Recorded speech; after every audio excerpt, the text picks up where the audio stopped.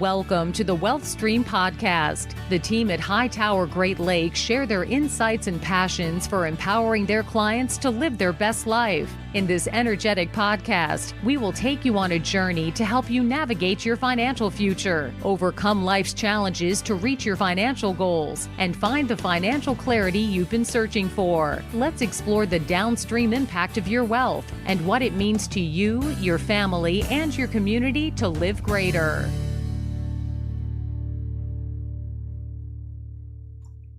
Hello and welcome to the Wealth Stream with Tim Scannell from Hightower Great Lakes. Tim, welcome back. Thank you. I just flew back from 90-degree weather Florida yesterday to really cold, rainy, terrible weather in Chicago, Northwest Indiana. I'm not sure why, but I think it was just to talk to you. So here I am. Well, I appreciate that. It's if I have to be cold, so do you. Is that what this is? I think so, because you normally pass the weather in my direction. So we must be getting what you had. Oh, no, if you're getting what we have right now, it's going to get worse. Oh boy. Sorry. Yeah, button down.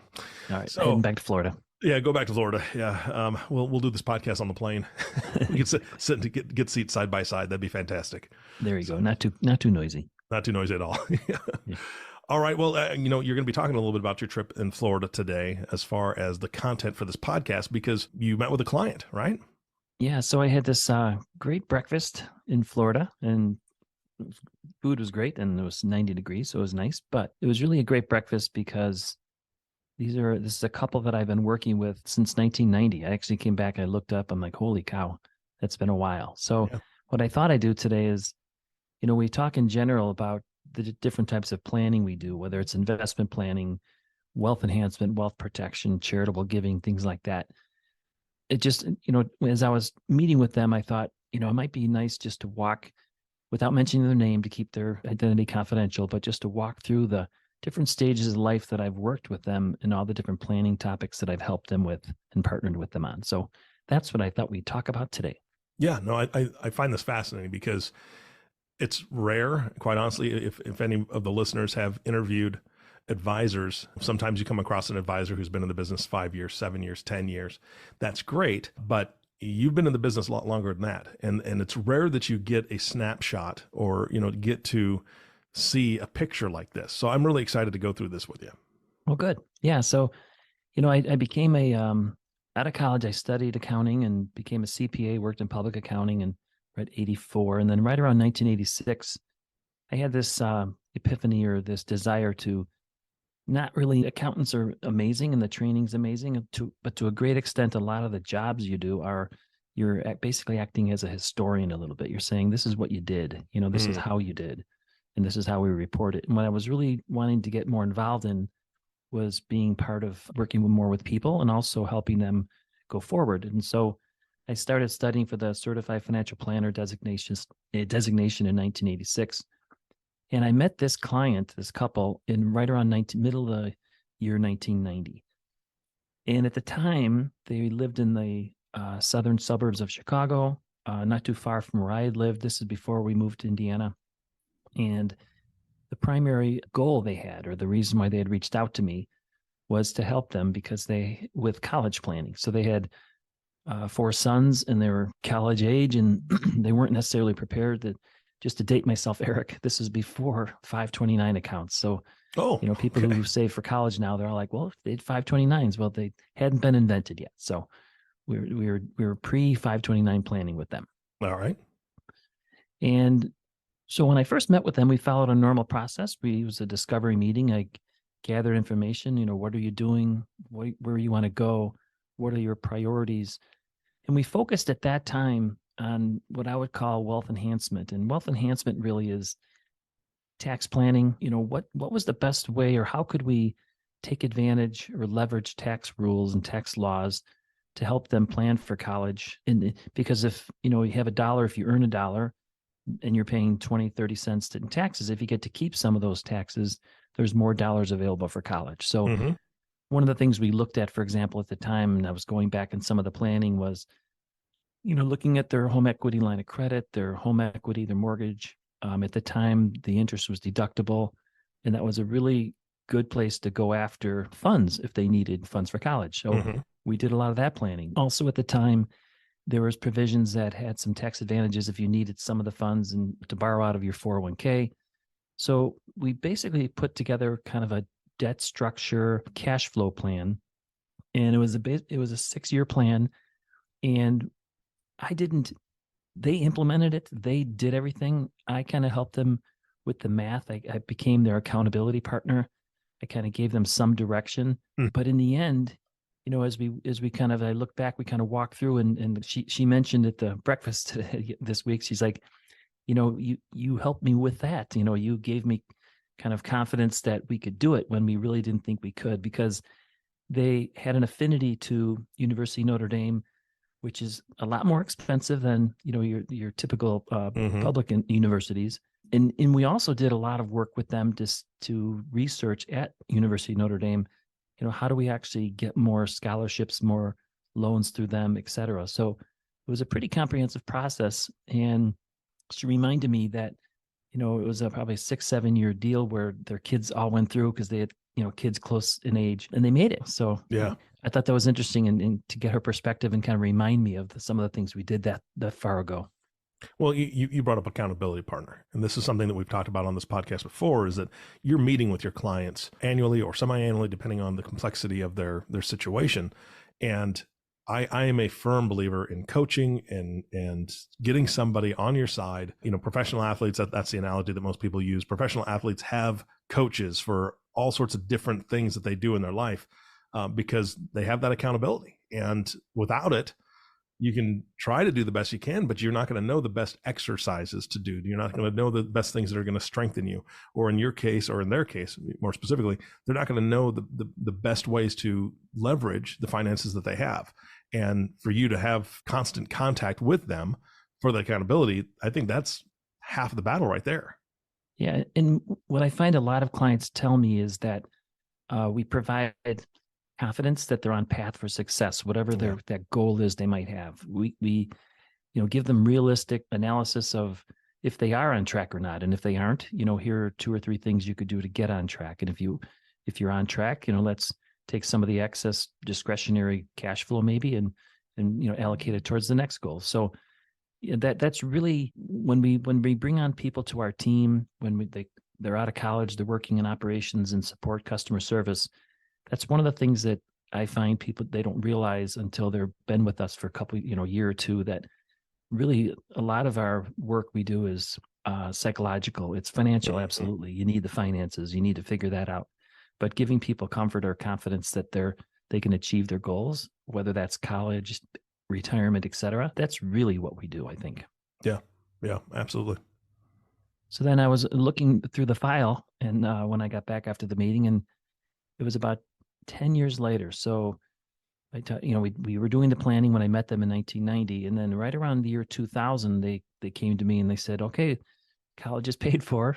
Like I said, they did it. I helped them plan. I helped them leverage the tax rules, scholarships available, things like that. But in the end, they had the discipline to do it. And I was really their accountability partner. But they came to me and they said, all right, well, now we're planning on retirement. And so they were in the southern suburbs of Chicago. And again, I had mentioned they had this affinity for University of Notre Dame, which is only about an hour away. And they said, we're considering moving and actually relocating to basically a development that they built on the campus of Holy Cross. So Holy Cross is a university that's adjacent to or connected with University of Notre Dame. Oh. They're separate universities, but they're very close together. And as a lot of religious or private institutions do, let's say, they build these facilities on extra land in order to maybe provide retirement for some of their teachers, some of the nuns, the priests, et cetera. Mm-hmm. So for example, in Holy Cross, in this instance, they were building an enormous development for their retiring priests, for the retiring nuns who work there, but at the same time opening it to the public to obviously help, support the cost of it, et cetera. So it was my first real dive into evaluating something like that for a client. And it was really super interesting. And I went back and looked at my notes, and it was about a 2-year process where we went back and forth. And in the end, it just didn't make sense. And like a lot of people do, they're going for warm weather. So the end plan was right around 2002. I I help them kind of transition from the southern suburbs of Chicago down to Venice, Florida, where they've been living since since the breakfast meeting I had this week. And so I look back, and again, just walking through the process, again, it was the same thing, wealth enhancement. One of the things that I find now when people are looking to sell and move and downsize or upsize is you have to help them really with the financial financing. Oftentimes they need to buy something, maybe in Florida, before they can sell their primary residence, let's say up in Chicago or wherever they're at. Yeah. And so, and they really don't typically see a path like, how do I do this? So as I went back and looked at all the notes and the plans we did, a lot of it was really using existing home equity, using lines of credit, using investment accounts they had, some retirement accounts to take about a 3 to 4 month period of time where they bought the place, furnished the place, then were able to sell their existing home, and then eventually move. But that's one of the things that people get really nervous about, understandably, is when you are downsizing, moving, relocating, it's the whole financing part of the buy and the sell it's complicated, but we do it all the time. And for us, it's, we love to do it. And we're guides, we're partners, we're accountability partners, but we help them transition down there. But I guess it would be almost 21 years ago. Wow. Yeah. I was wondering how they got from Indiana or wanting something around Notre Dame to breakfast in Florida. So that explains a lot. Yeah, ultimately, they were looking for a campus life. I think one thing I find in this couple in particular, they wanted was diversity of ages. Not to pick on some towns in Florida, but I know where you're going with this. There's just a lot of people who are elderly, right? And that's not a bad thing. In this case, the clients wanted to see kids. They wanted more of a town. They wanted a town where there was a university where they could maybe get involved in giving back and teaching and things like that. So that was a real big criteria for them. And that's how they ended up selecting Venice, Florida. Got it. Yeah. That's amazing. That's fantastic. So but 21 even years. Things like just the tax laws in Florida versus tax laws in Illinois versus Indiana, just helping them factor in the cost of that. So we created these elaborate, I call them elaborate models, but there's just a lot of assumptions in there that we work through. But from the client's perspective, what they really cared about was it worked, and that the process worked, that the financing worked. And again, 21 years later, she mentioned that, it's just been a wonderful place. And just to throw one more thing, the other thing is she still is a really big swimmer. She likes to swim all the time. And for years, she would actually swim in the ocean, right in Venice. And then finally, I think her husband talked her into like joining the YMCA to swim in a pool just to be a little safer. But that was another big criteria, non-financial criteria that you really wanted. Yeah, I don't know, you and I probably talked about this off air, but that's one of my dreams, is to be able to be by a beach, just because I feel like water is a huge connection for me. And I know that there's a lot of other people out there like that. And, someday that's what I look forward to also. And so I totally resonate with what she felt and what she wanted to do and where she wanted to be. And that's a long time down there. I don't know. Have you said their age yet? Well, here we go. So okay. I'm at the breakfast this week, and the reason for the breakfast, they'd reached out to me, so I flew down there to meet with them. And she's 82 and he's 84. That's awesome. So now they're at the point which, as I'm getting older and my clients are getting older, we're just doing so much more of this type of planning. They're in great health. They're very healthy. They've got common medical issues like a lot of people do, but the hurricane really impacted them. Not even financially, because their condo was not really impacted, but emotionally or psychologically. It was just a terrible ordeal to go through. Yeah. Where they lived, they really had not they really were not impacted by hurricanes, but this was a really bad one. So they're thinking we need to kind of relocate. We love Florida, but maybe somewhere in more of a community that also is closer to healthcare. And that's one of the questions, or one of the things I talk to clients about more and more, is whatever the next move is, it has to be towards healthcare, good healthcare. Like my wife Nancy and I, we're 60 and we're very happy where we are. And if we ever did move, it would be somewhere where we were making sure that we're going to be close to healthcare. So they had already done a lot of the research, and they had located there's a place called the Babcock Ranch. It's south of where they are, closer to Fort Myers, and much further away from the water. But it's a great community. In fact, after I met with them for breakfast, I kind of drove about 45 minutes to go tour it, just to check it out. And it's a great community, and it's close to healthcare, and it'll make their life simpler. And one of the things that a lot of these communities have is complete independence. They're going to, buy a condo, but you have the ability, and I call it graduating, but you have the ability to graduate to different levels of healthcare if you need that at some point. It just, then you don't have to move to a whole nother place. You just get at-home care. Then if you need to, you can, transition over to like a nursing home, something like that. So there's a lot more of those types of developments. I've looked at, I think, a dozen of them for different clients now, mostly in Florida, but that's what the meeting was about. And you know what? It was great, because it's been an honor really to work with them for so many years, to help them transition through different goals, whether paying for college, moving to Florida, retiring, figuring out the cash flow, the tax planning, and now kind of transitioning to this next stage of life. In the process is all the same, really, in the sense that we're looking at their tax planning. They don't have any debt at this point, but debt structure is one thing. Updating their estate plans, where does it go? But healthcare being a big factor. And it's fun for me, because I've had the honor to really work with them for so long. They're just such great people. And I can see that we've, as partners, and have added a lot of great confidence and comfort with them and for them. So it was just a cool breakfast. Other than the meal was great too, and the weather was great. But I just love this couple, and I've just been happy that I've been able to help them. That's fantastic. Let me ask you this, and I don't want to put you on the spot, but they have kids, and they went through college, and I'm assuming their kids, I think you said they have 4.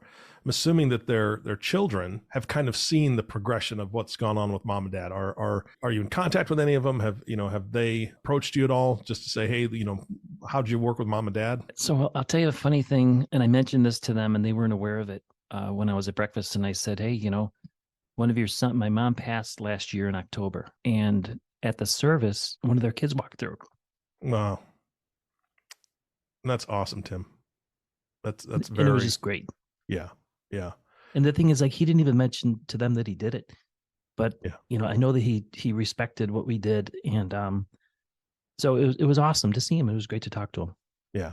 That's special. And that's something that we've talked about before, is just that you keep in contact with a lot of the family, because it is a team effort in a lot of ways. And so that's fantastic. When it comes to folks that you're working with, or, people that are listening, I know that one of the other things that we've talked on this podcast, and I can't remember what number it was, but having those conversations with the next generation, whether it's the parents that are doing it, or they bring you in and you guys have conversations about helping set them up. Can we give I know we always ask for contact information, but can we have them kind of either email in or call in to maybe start that process as well with you? Because it's great for mom and dad to be set up and secure and have all this set up and have a good track record and have a good future lined up. But I think every parent wants their kids to have the same thing. For sure. And what our wealth management process covers: investment planning, also advanced planning, like, wealth enhancement, but it also covers what we call relationship management. And that means we want to be connected with our clients' attorneys and CPAs. Mm-hmm. Yes. And now in situations like this, we really want to be connected with their kids, maybe even their grandkids, definitely the people who will be in charge, their executors, their trustees, et cetera. Yeah. And so we try our best, and we have a lot of different activities, a lot of different processes to make sure we're connecting with the next generation. And this is a prime example of one where we definitely want to, because we're going to be partnering with them at this next stage of life for our client. Yeah. And not to be morbid, but you've talked about this before. There is a point where the clients that you work with will pass, and you talk about tax efficiency and how you were a tax geek early on in your years until you transition into this. That can absolutely devastate a plan if good, proper planning isn't done to secure and keep that wealth going to the next generation and really blessing them. Yeah, I agree. No, this is just an example of a 33-year relationship where we've worked with each other through major transitions, and the tax planning, the cash flow planning, the estate planning has made a really big impact for our clients, for sure. Yeah, That is awesome. Anything else we need to cover today before we wrap this one up? No, just that it just reminds me, and I've said this before, that there's things that people do that maybe they do once or twice, and that moving to Florida, retiring, relocating, moving to long-term health care. But we do it all the time. And, we have some expertise. So if there's ever anyone's out there listening, they just have questions, want feedback, want to bounce ideas off about different transitions for planning, we're always available, and I'd love to help. Fantastic. How do they reach you? They can call me at 219-531-4941, or they can send me an email at tscannell@hightoweradvisors.com. Perfect. Tim, thank you so much for today. This is a great story, and I look forward to hearing how that couple, how their move goes, because I actually pulled up Babcock Ranch while you were talking. Well, it looks really nice. It's pretty cool, isn't it? I drove out there and checked it out. I mean, I think they're doing a really nice job. That's cool. All right. Well, thank you again, Tim. And of course, our last thank you always goes to you, listening audience. Thank you so much for tuning in and listening to the WealthStream podcast with Tim Scannell. If you have not subscribed to the podcast yet, please click the subscribe now button below. This way, when Tim comes out with a new podcast, it'll show up directly on your listening device. And we humbly ask you to share this podcast, rate it, and leave a review, as this actually does help others find the show. Again, thank you so much for listening today. For everyone at Hightower Great Lakes, this is Eric Johnson reminding you to live your best day every day. And we'll see you next time. Thank you for listening to the WealthStream podcast. We hope you gained some valuable insight that you can apply to your life and share with others. Please don't forget to subscribe below to be notified when new episodes become available. And don't forget to live greater. The information covered and posted represents the views and opinions of the guest and does not necessarily represent the views or opinions of Hightower Great Lakes. The content has been made available for informational and educational purposes only. The content is not intended to be a substitute for professional investing advice. Always seek the advice of your financial advisor or other qualified financial service provider with any questions you may have regarding your investment planning. Hightower Great Lakes is a group comprised of investment professionals registered with Hightower Advisors, LLC, an SEC-registered investment advisor. Some investment professionals may also be registered with Hightower Securities, LLC, member FINRA and SIPC.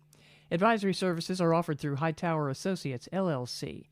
Securities are offered through Hightower Securities, LLC. This is not an offer to buy or sell securities. No investment process is free of risk, and there is no guarantee that the investment process or the investment opportunities referenced herein will be profitable. Past performance is neither indicative nor a guarantee of future results. The investment opportunities referenced herein may not be suitable for all investors. All data or other information referenced herein is from sources believed to be reliable.